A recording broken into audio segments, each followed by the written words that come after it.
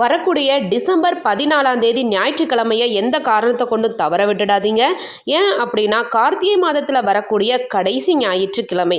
கார்த்திகை மாதத்தில் வரக்கூடிய இந்த ஞாயிற்றுக்கிழமையில் உமா மகேஸ்வர விரதம் பண்ணுறது அப்படின்றது கணவன் மனைவி ஒற்றுமை அதிகரிக்கும் அப்படின்னும் பிரிந்த கணவன் மனைவி ஒன்று சேருவாங்க அப்படின்னும் சாஸ்திரம் சொல்லுது. அதனால் இந்த அற்புதமான வரக்கூடிய ஞாயிற்றுக்கிழமை கார்த்திகை மாதத்தில் கடைசியாக வரக்கூடிய இந்த ஞாயிற்றுக்கிழமையை தவற விட்டுடாதீங்க. இப்போ தவற விட்டுட்டீங்க அப்படின்னா இன்னும் இந்த நாளுக்காக நீங்கள் ஒரு வருஷம் காத்துட்ருக்கணும்.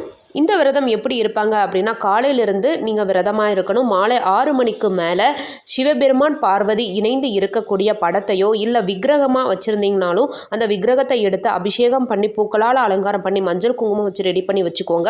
நெய்வேத்தியத்துக்கு அதிரசம் எடுத்துப்பாங்க. இல்லை அதிரசம் இல்லை அப்படின்னா உங்களால் சக்கரை பொங்கலோ பாயாசமோ பண்ண முடிஞ்சால் எடுத்து வச்சுக்கோங்க. அப்புறம் சிவன் பார்வதியோட பாடல்களை பாராயணம் பண்ணி உங்களோட சங்கல்பத்தை